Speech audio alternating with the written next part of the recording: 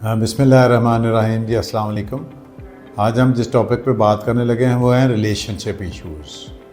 आजकल इमरजेंसी में भी, ओपीडी में भी हम ऐसे केसेस देख रहे हैं जिनमें लोग after facing difficulty in interpersonal relationship, उनके जब प्रॉब्लम्स आते हैं एक दूसरे से इंटरेक्शन में, पर्टिकुलरली न्यू मैरिड कपल्स के या अदरवाइज़ जो फ्रेंडशिप में रिलेशनशिप है, लोगों के जब ब्रेकअप्स होते हैं, प्रॉब्लम्स होती हैं, उसके साथ भी प्रेजेंट कर रहे हैं और अबंडेंट फील करते हैं। सम टाइम उनमें एंग्जाइटी के सिम्टम्स होते हैं, सम टाइम डिप्रेशन के, और कुछ उनमें मेडिकल इमरजेंसी में आते हैं with pills intake and suicidal attempt, और बाकी सारे एस्पेक्ट्स पे तो लेटर ऑन हमें रेफ़र होते हैं।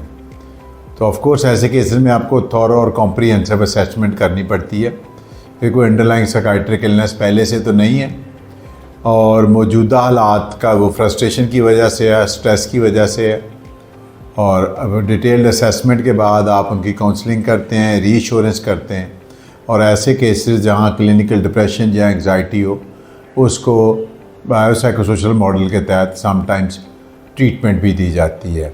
तो ऐसे केसेस के बारे में हमें अवेयर होना चाहिए, उनको प्रॉपर अटेंशन देनी चाहिए, और they needs are care and sort of empathy as well, ताकि हम उनको अप्रोप्रिएट वे में मैनेज कर सकें।